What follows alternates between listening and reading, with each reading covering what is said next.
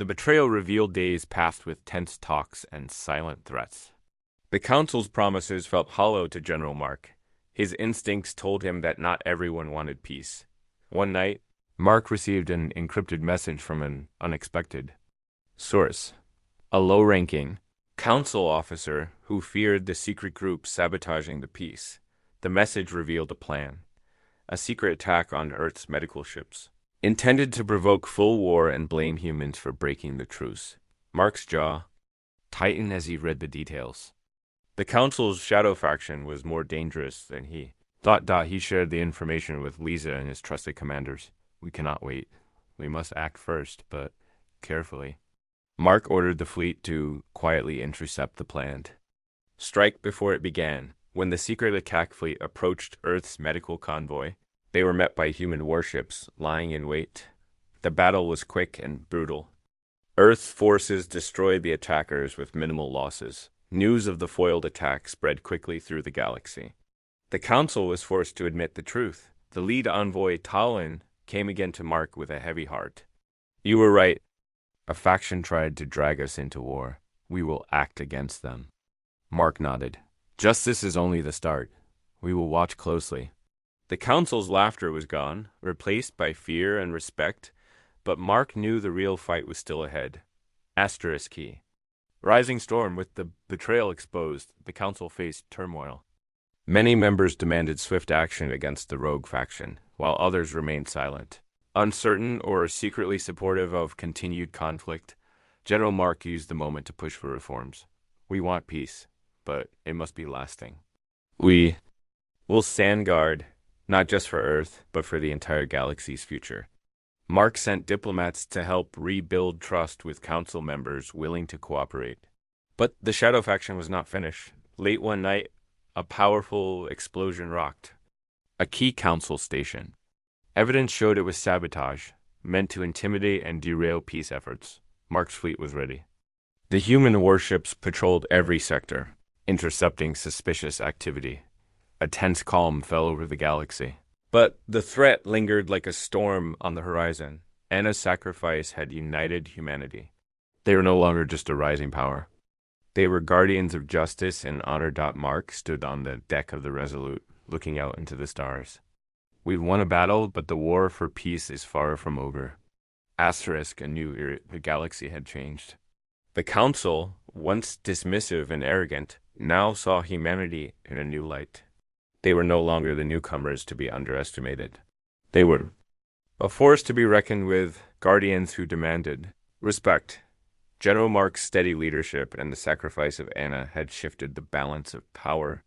The rogue faction that had tried to ignite war was disbanded, and new rules were created. To ensure no group could act without full Council approval, peace talks resumed. This time with real hope, human diplomats worked alongside their alien counterparts to build a safer galaxy, one where trust was earned through actions, not just words. On Earth, Anna's memory was honored as a symbol of courage and unity. Her story was told to every new recruit, reminding them why they fought. The Council's laughter was gone, replaced by cautious respect, and as General Mark watched the stars from his ship, he knew humanity had earned its place, not just as warriors, but as protectors of all life. The galaxy was watching, and humanity was ready. Trials by fire, the Leviathan drifted in the black expanse beyond Earth's station. Its sleek hull reflected distant starlight, and its engines cooled under the watchful eyes of engineers. Commander Rita Khan stood on the bridge, her hands clasped. Behind her back, she watched as Admiral Wright consulted the tactical display. Today we test her true power, Wright said. Weapons, engines, shields, everything must prove itself. Rita nodded. All crews are ready. In the weapons bay, technician Ava Lee ran final diagnostics on the railguns and plasma projectors. Beside her, Gunner Tom Evans inspected the ammunition feed lines. All systems green, Ava reported. Railguns are primed, projectors charged. Tom grinned. Let's light up the void. In the engine room, Mira Price monitored the Leviathan drive. The fusion antimatter cores pulsed with controlled fury. Drive is stable at 10% output. she called over the intercom. We can push higher, but we'll increase in increments. Engineer? Luca Ortiz hovered near the coolant regulators. Thermal readings are holding, she said. Hull integrity is solid. We've got a good safety margin. Jay Mullick took his seat in the fighter command pod. Outside the bridge viewport, a squadron of Earth interceptors circled in formation. Pilots are ready to launch, Jay reported. Admiral Rout tapped a console. Proceed with full power engine test. At his command, the Leviathan drive ramped up. The ship shuddered as raw energy coursed through its veins. Outside, the interceptors strained against the ship's wake as they followed closely. On the bridge, gauge needles climbed. Shields glowed brighter, momentarily casting the deck in emerald light. Then, with a low roar, the ship accelerated. Stars streaked into lines as the Leviathan surged forward. Rita felt the hum through her boots. Speed test 1 complete, she announced. Ready for weapons trial. Seconds later, the tactical display lit up with targets drone vessels sent from the station for this purpose. They hovered in a loose formation, their hulls painted bright orange. Admiral Wright's voice was calm. Target range, 5 kilometers. Weapons officer, open fire. Ava Lee's fingers flew across her console, opening fire in 3, 2, 1. The railguns unleashed twin beams of superheated metal slugs. The shots punched through the drone's shields and hulls, tearing them in two. Plasma projectors followed, sending searing beams that incinerated debris clouds. On the bridge, cheers rang out. Tom Evans pumped his fist. That was beautiful. Jay Mullick's interceptors swooped in next. From his command pod, he guided the fighters through a coordinated attack run. Missiles streaked toward remaining drones, detonating with bright flares. Rita allowed herself a smile. Outstanding performance, but tests were only the beginning. Admiral Wright had planned a final trial, a full-power run through a simulated battle zone. Holographic asteroids, drifting wrecks, and enemy ships would stand in Leviathan's path. Moments later, the ship entered the simulation field. The bridge lights dimmed and tinted red.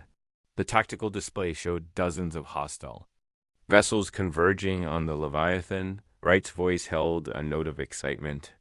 Begin engagement. Alarms sounded as holographic torpedoes flew in. Shields flared under the impact.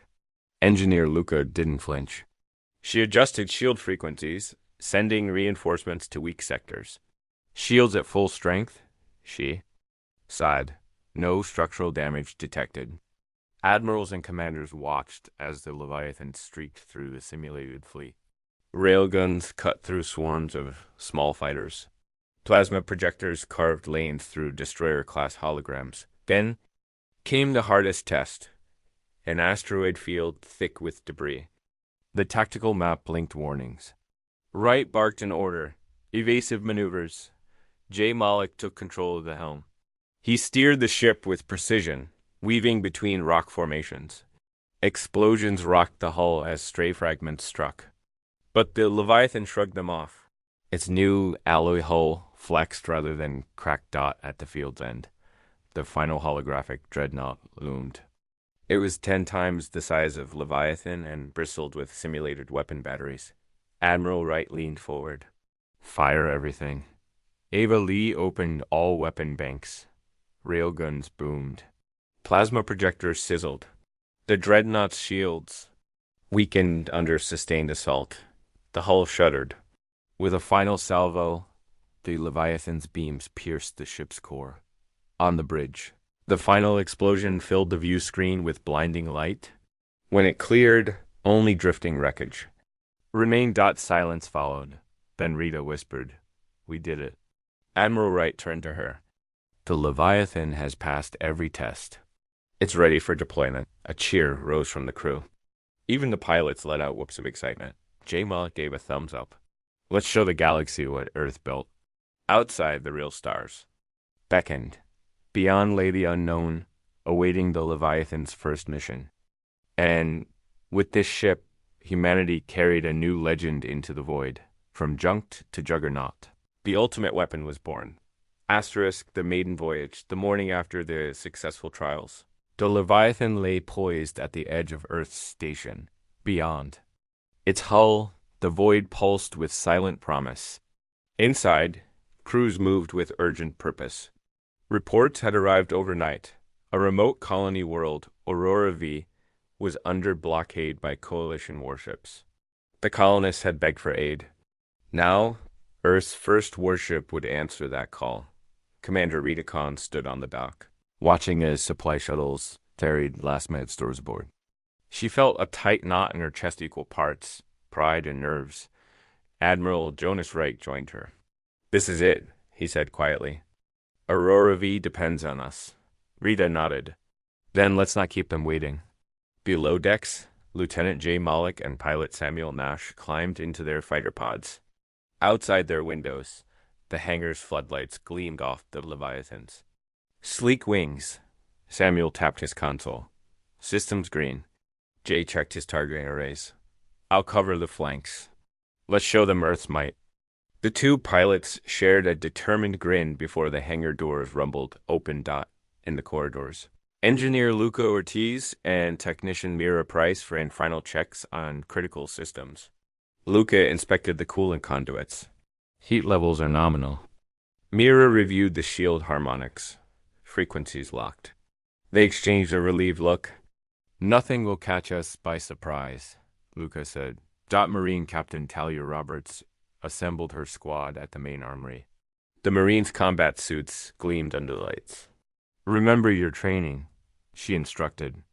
"We board if needed, but our main goal is to protect the colonists."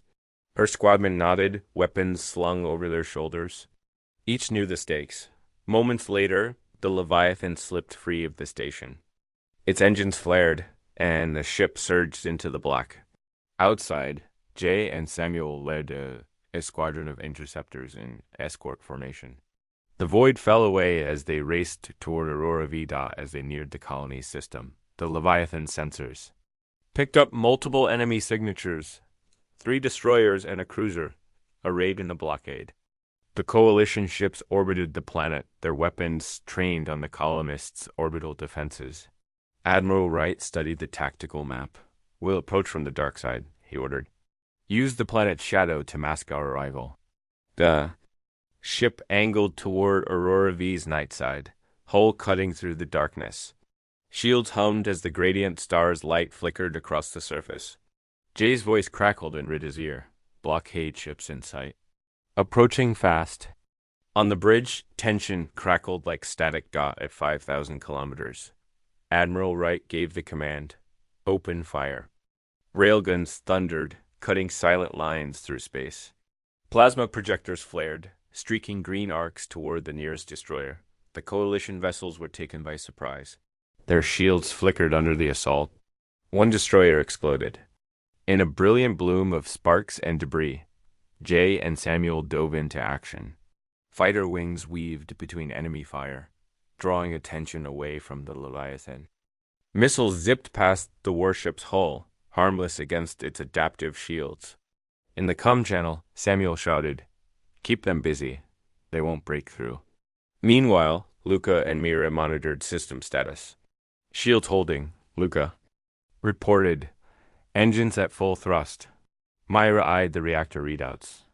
Drive core stable under load. Even as enemy lasers lashed at the hull, the Leviathan pressed forward.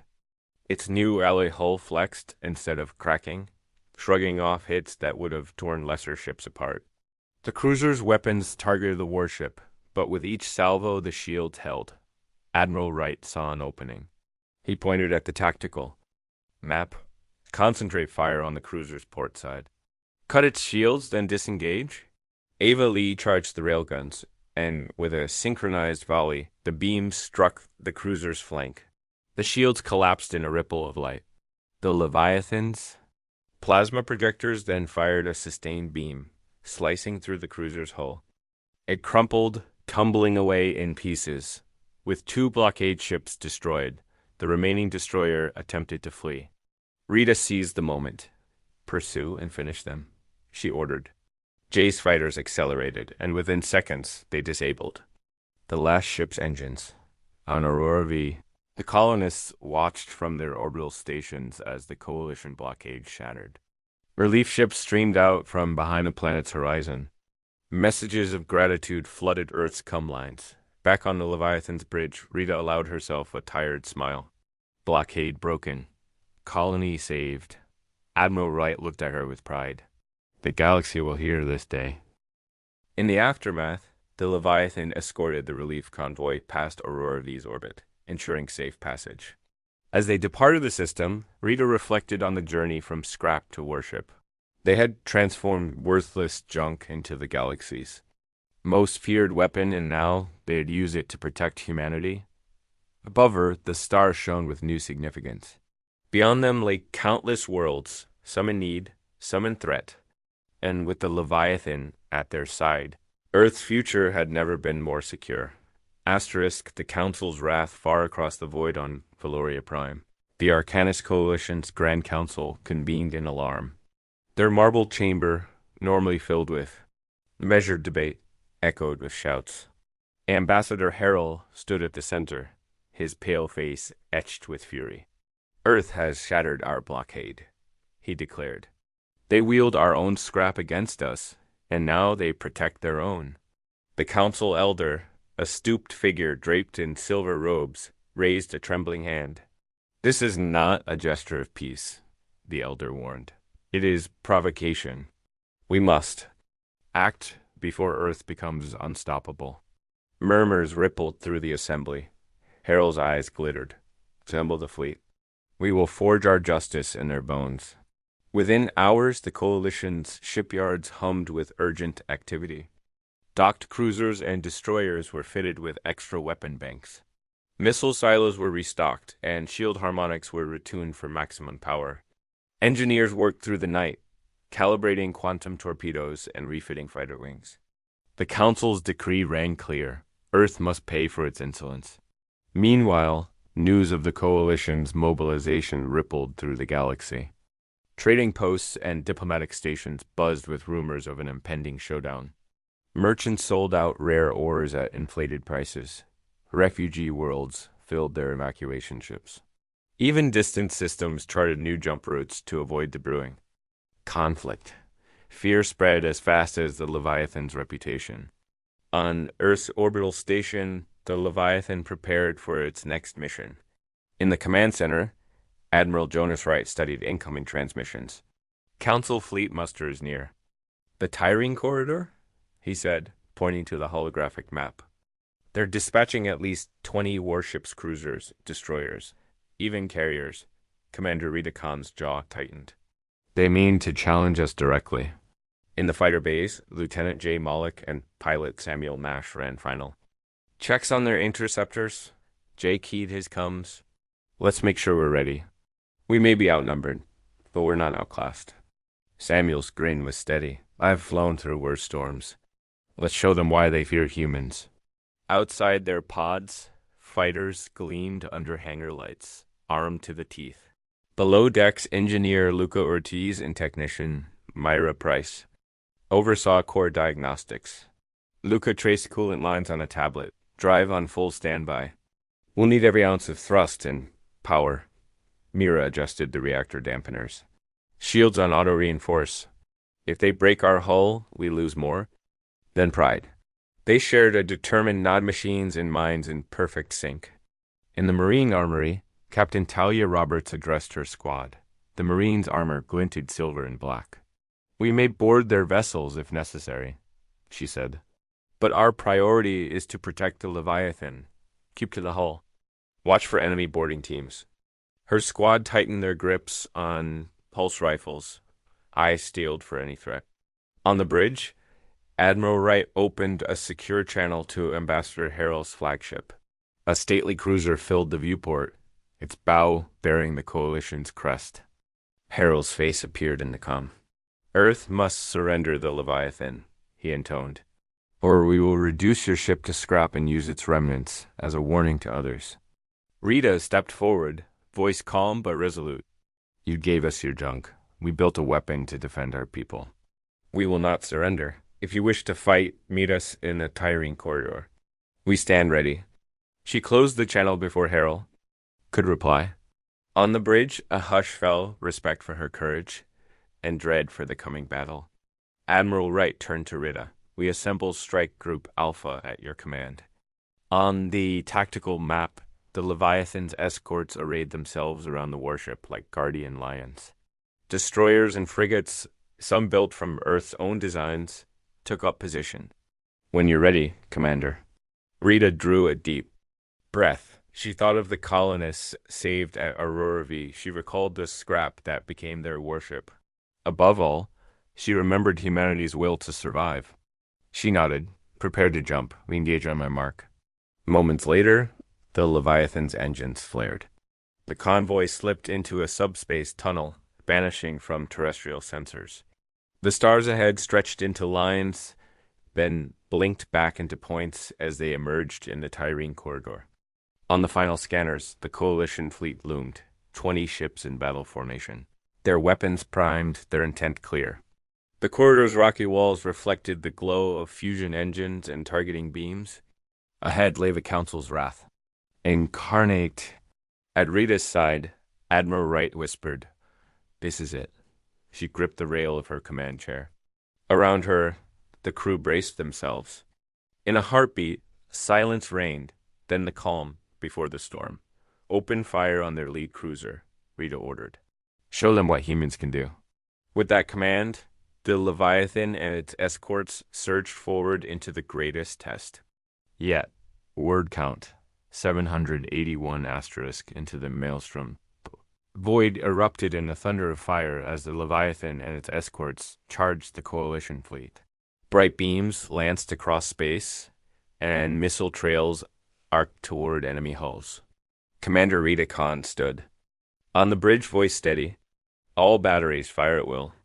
Railguns roared, sending slugs that punched through destroyer shields and ripped open hulls. Plasma projectors followed with searing beams that carved swaths through enemy formations. Shackled no longer by scrap, the Leviathan moved like a phantom. Predator among its stunned prey dot at the flank stations, Lieutenant J. Mullick guided fighter wings in swift strafing runs. His voice crackled with excitement. Form up on my mark. We strike their cruiser's bridge. Interceptors darted through incoming fire, weaving between lasers before unleashing torpedoes that fractured the cruiser's command deck. Engineer Luca Ortiz watched the battle through sensor feeds. Energy draw is at 90%. She reported. Shields are under heavy strain. Technician Mira Price adjusted power reserves, redirecting extra energy to the forward shield matrix. Holding at 60% strength, she said. Despite their fury, Coalition guns found weak spots. A barrage of plasma bolts struck the Leviathan's dorsal shields, sending shocks through the hull. The deck shivered beneath Rita's boots.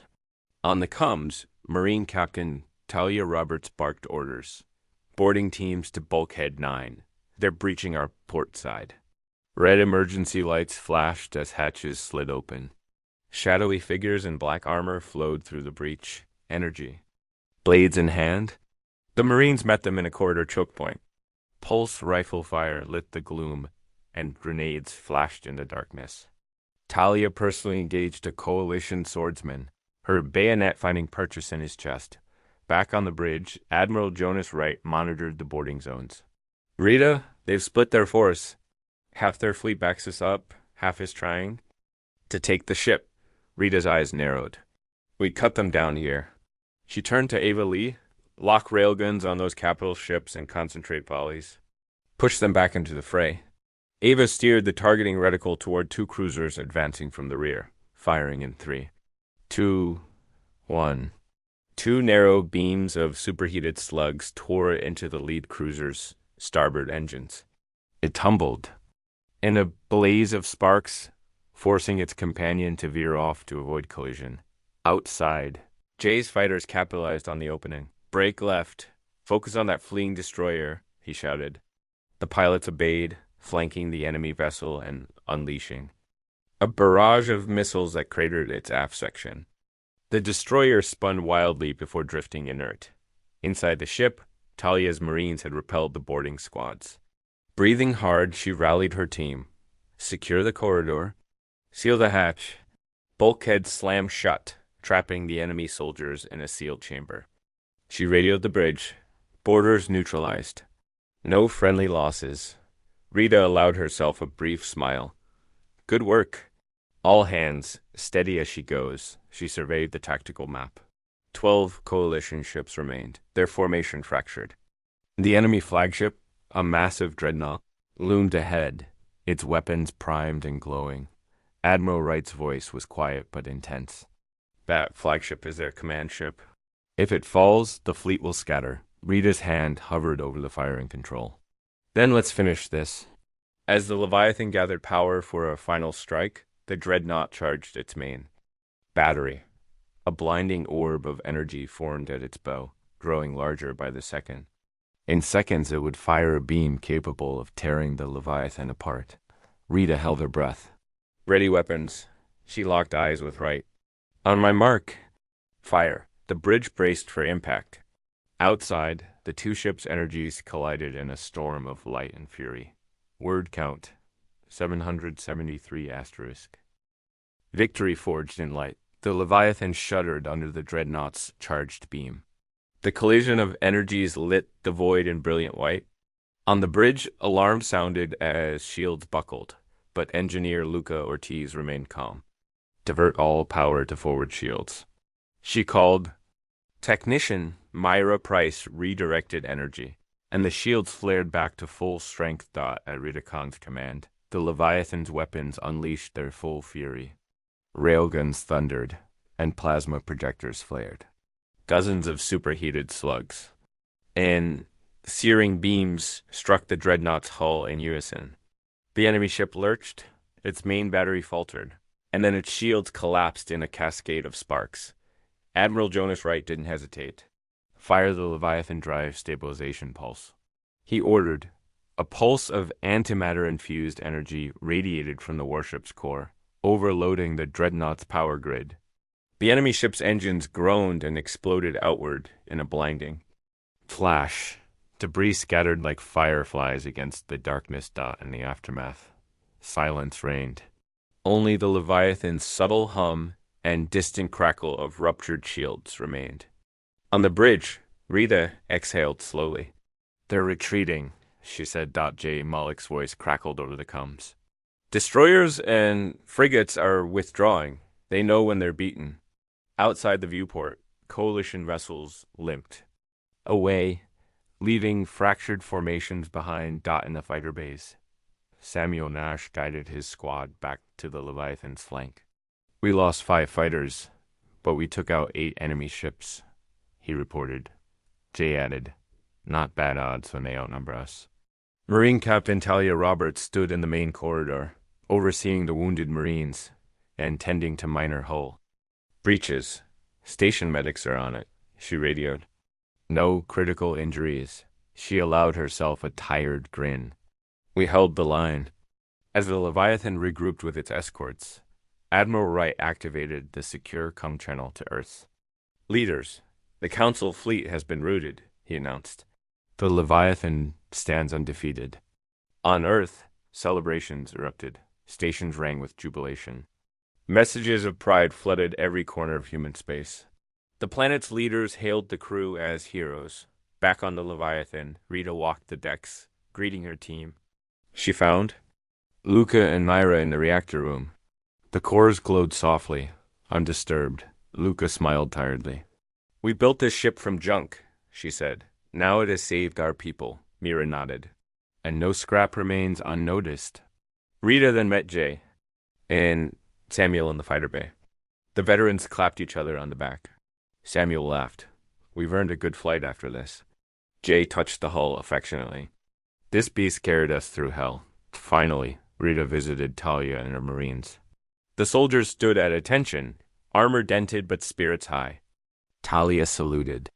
Permission to report. Leviathan saved the day. Rita returned the salute. You all fought bravely. I'm proud of you. That evening, on the Leviathan's observation deck, Rita gazed at the stars. Each shimmering point, was a testament to exploration, conflict, and hope. She thought of the Council's offer of scrap and the journey that followed. Acceptance, creation, trial, and triumph.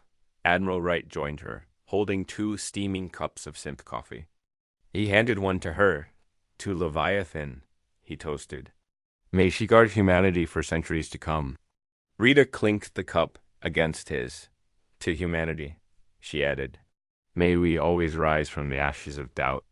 Below them, the Leviathans. Engines pulsed softly, ready to chart new paths. The galaxy had witnessed Earth's might, from discarded junk to the ultimate warship, from underdogs to legends. And as long as humanity stood united, no scrap could ever hold them back.